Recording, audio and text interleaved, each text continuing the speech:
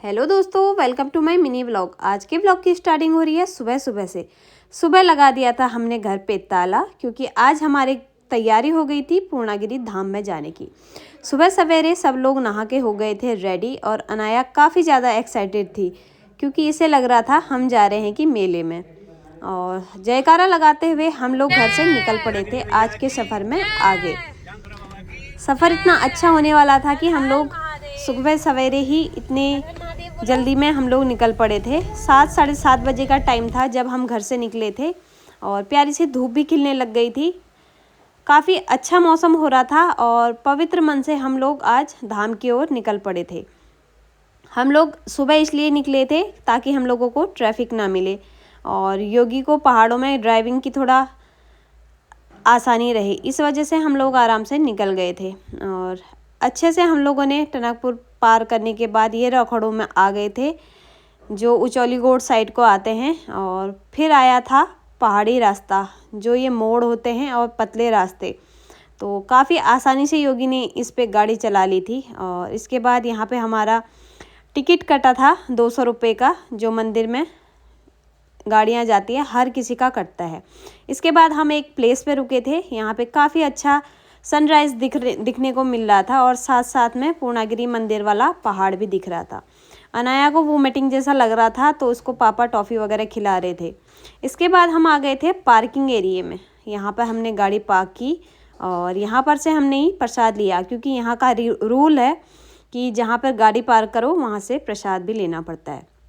इसके बाद हम लोग प्रसाद लेने के बाद निकल पड़े थे मंदिर की तरफ।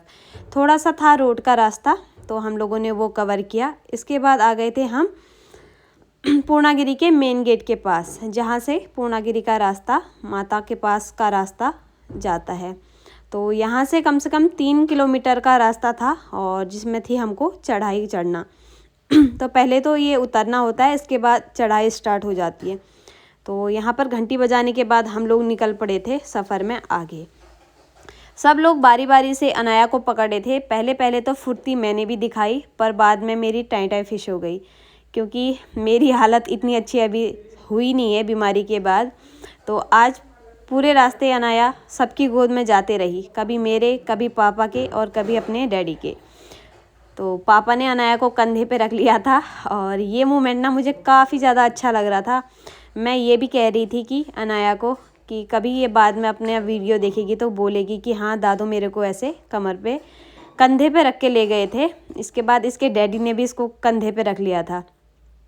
और यहाँ बहुत ज़्यादा घोड़े, खच्चर और लोग भी, नेपाली लोग हैं जो, वो भैया भी काम पे लगे हुए थे।